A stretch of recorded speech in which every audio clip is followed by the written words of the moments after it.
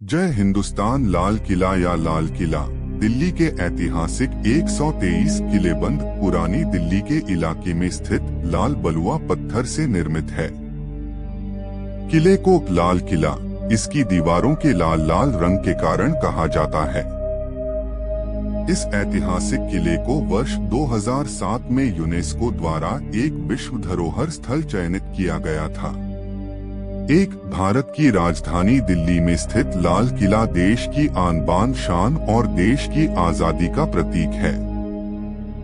मुगल काल में बना यह ऐतिहासिक स्मारक विश्व धरोहर की लिस्ट में शामिल है और भारत के प्रमुख पर्यटन स्थलों में से एक है।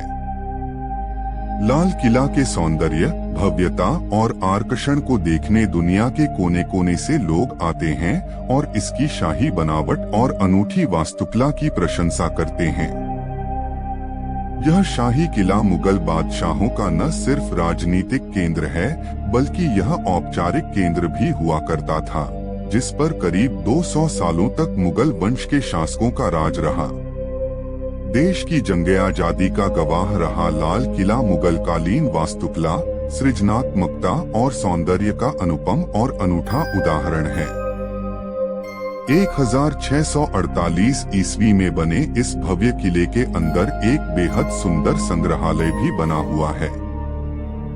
करीब 250 एकड़ जमीन में फैला यह भव्य किला मुगल राजशाही और ब्रिटिशर्स के खिलाफ गहरे संघर्ष की दास्तान बयां करता है।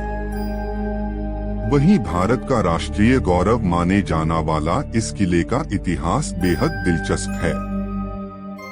राजधानी दिल्ली में स्थित भारतीय और मुगल वास्तुशैली से बने इस भव्य ऐतिहासिक कलाकृति का निर्माण 5वें मुगल शासक शाहजहां ने करवाया था। यह शानदार किला दिल्ली के केंद्र में यमुना नदी के तट पर स्थित है, जो कि तीनों तरफ से यमुना नदी से घिरा हुआ है, जिसके अद्भुत सौंदर्य और आकर्षण को देखते ही बनता है। विश्व धरोहर की लिस्ट में शामिल दुनिया के इस सर्वश्रेष्ठ किले के निर्माण काम की शुरुआत मुगल सम्राट शाहजहां द्वारा 1638 ईस्वी में करवाई गई थी। भारत के इस भव्य लाल किले का निर्माण काम 1648 ईस्वी तक करीब 10 साल तक चला।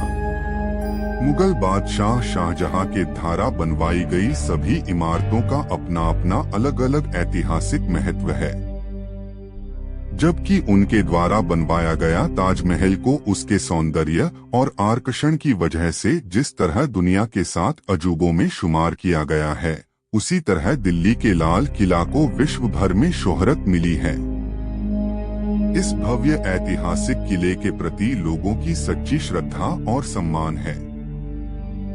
आपको बता दें कि शाहजहां इस किले को उनके द्वारा बनवाए गए सभी किलों में बेहद आकर्षक और सुंदर बनाना चाहते थे, इसलिए उन्होंने 1638 ईस्वी में ही अपनी राजधानी आगरा को दिल्ली शिफ्ट कर लिया था और फिर तल्लीनता से इस किले के निर्माण में ध्यान देकर इसे भव्य और आकर्षक रूप दिया था। मुगल सम्राट शाहजहां ने आगरा में स्थित ताजमहल को भव्य रूप देने वाले डिजाइनर और मुगल काल के प्रसिद्ध वास्तुकार उस्ताद अहमद लाहौरी को इस किले की शाही डिजाइन बनाने के लिए चुना था।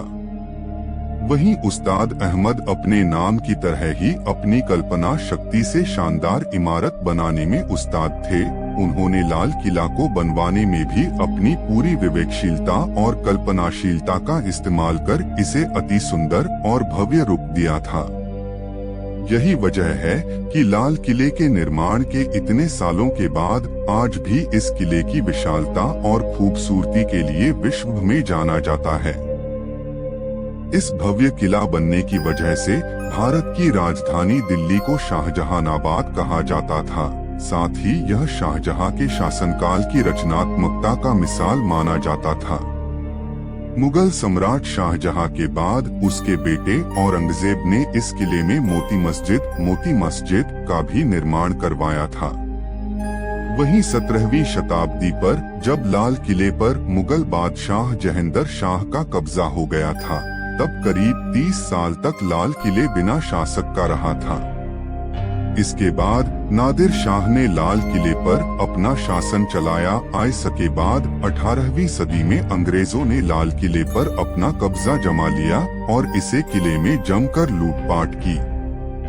भारत की आजादी के बाद सबसे पहले देश के पहले प्रधानमंत्री जवाहरलाल नेहरू ने इस पर तिरंगा फहराकर देश के नाम संदेश दिया था। वहीं आजादी के बाद लाल किले का इस्तेमाल सैनिक प्रशिक्षण के लिए किया जाने लगा और फिर यह एक प्रमुख पर्यटन स्थल के रूप में मशहूर हुआ। वहीं इसके आकर्षण और भव्यता की वजह से इसे 2007 में विश्व धरोहर की सूची में शामिल किया गया था और आज इसकी खूबसूरती को देखने दुनिया के कोने कोने से लोग इसे देखने दिल्ली जाते हैं। अगर आपको यह वीडियो अच्छी लगी हो तो आप हमारे YouTube चैनल को लाइक, शेयर, कमेंट और सब्सक्राइब जरूर करें भाई। धन्यवाद।